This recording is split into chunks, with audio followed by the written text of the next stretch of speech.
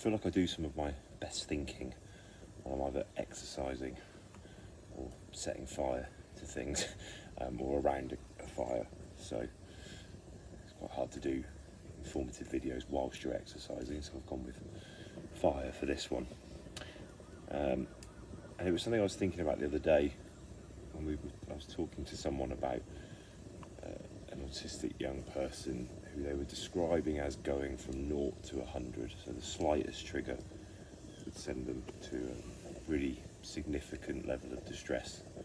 But then it made me think, I thought back to what I knew about their case history, and I think whilst that might be true, there might be young people who, you know, their distress is so high, their emotional regulation is so difficult that they have a trigger that we think of as small, but actually for them is a huge thing, and it will send them very quickly to that dysregulation. I think it's also worth thinking about their trauma profile, their history, because ultimately, what if 100 times before they've tried another way and it hasn't worked? So to give you an example, maybe they've said no, maybe they've advocated for themselves, said no, and whatever the demand was kept in place.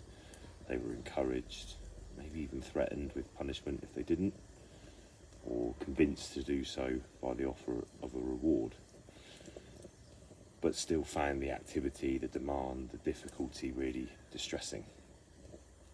And what I think might happen in the brain then, you know, we know how sometimes PTSD, you know, with trauma, the brain can kind of hardwire a response. So you see the trigger, the sign, the warning, and your brain goes straight to that fight or flight or freeze or fawn, because it knows there isn't time or value in processing a different response or a way to kind of problem solve out of it. And so I wonder how many of these young people that we describe as 0 to 100 have actually just got a really strong history of perhaps 0 to 25 or 0 to 50 or even 0 to 75 didn't make it safe, and so their brain just bypasses that and tries to get them as safe as possible from that immediate threat. So it's just a kind of a way of reframing that and rethinking that.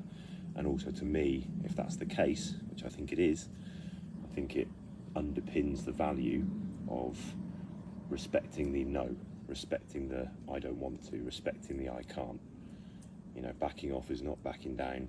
Just because you listen to that response and you adjust accordingly, it doesn't mean that person will never get there.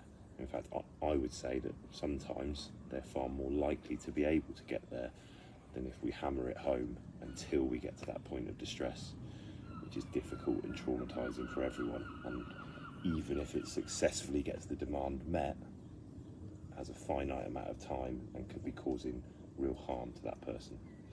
So yeah, it's my fireside thought for the day.